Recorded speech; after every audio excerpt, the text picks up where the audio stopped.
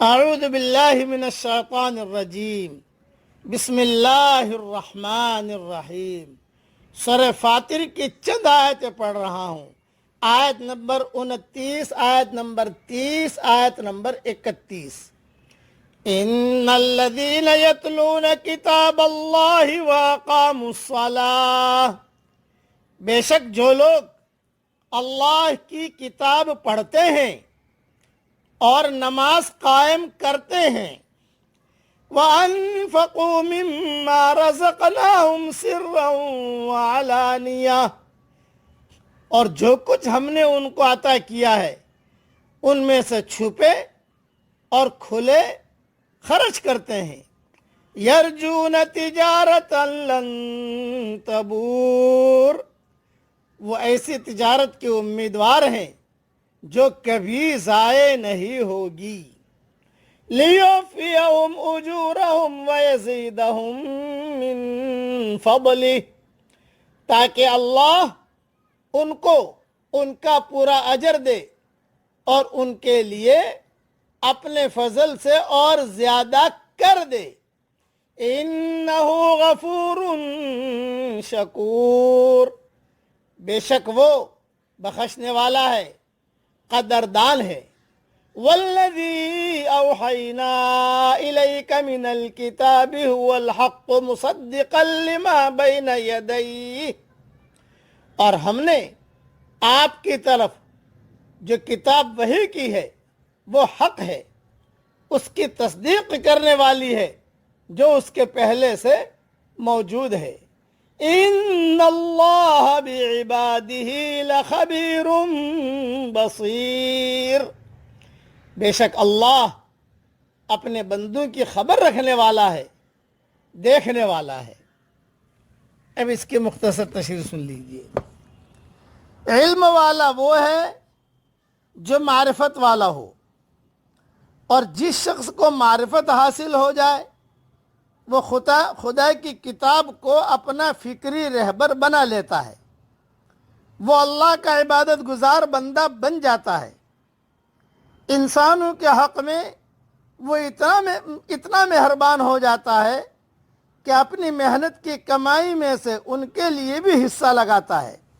اس کے اندر یہ حوصلہ پیدا ہو جاتا ہے کہ ہماتن اپنے آپ کو خدا کے کام میں لگا دے اور اس پر قانع رہے کہ اس کا انعام اس کو آخرت میں دیا جائے گا۔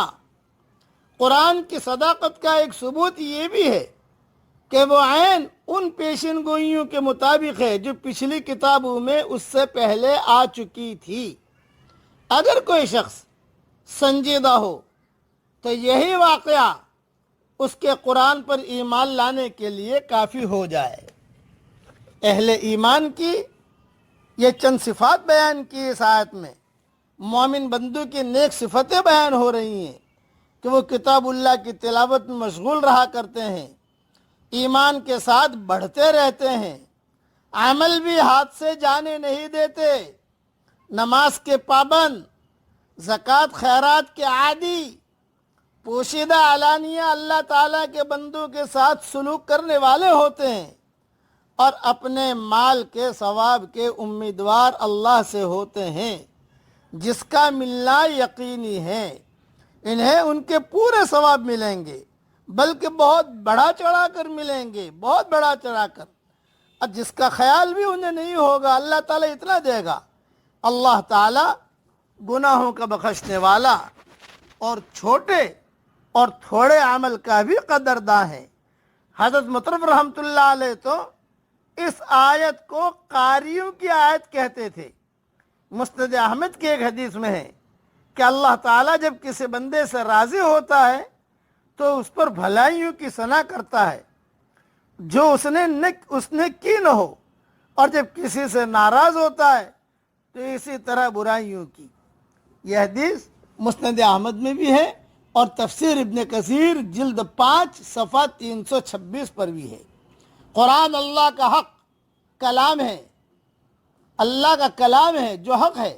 جس طرح پہلی کتابیں اس کی خبر دیتی رہی، یہ بھی ان پہلی سچی کتابوں کی سچائی ثابت کر رہا ہے۔ رب خبیر و بصیر ہے، ہر مستحق فضیلت کو بخوبی جانتا ہے۔ انبیاء علیہم السلام کو اور انسانوں پر اس نے اپنے وسیع علم سے فضیلت دی ہے۔ پھر انبیاء علیہم السلام میں بھی آپس میں مرتبے مقرر کر دیے ہیں، اور علی الاطلاق جناب حضرت محمد صلی اللہ علیہ وسلم کا درجہ سب سے بڑا کر دیا ہے۔ یا اللہ اپنے تمام انبیاء علیہم السلام پر درود و سلام بھیج۔ اب میرے ساتھ پڑھ لیجئے، ربنا ہب لنا من ازواجنا وذریاتنا قرۃ اعین وجعلنا للمتقین اماما۔ اسے قرآن شریف کی یہ آیت ہے، بار بار پڑھنے سے، ہر فرض نماز کے بعد پڑھنے سے اللہ تعالیٰ نسلوں کو دیندار بناتا ہے اور متقیوں کا اللہ امام بناتا ہے۔ اللہ تعالیٰ یہ دعا ہم سب کے لیے قبول فرمائے، آمین۔ وآخر دعوانا ان الحمد للہ رب العالمین۔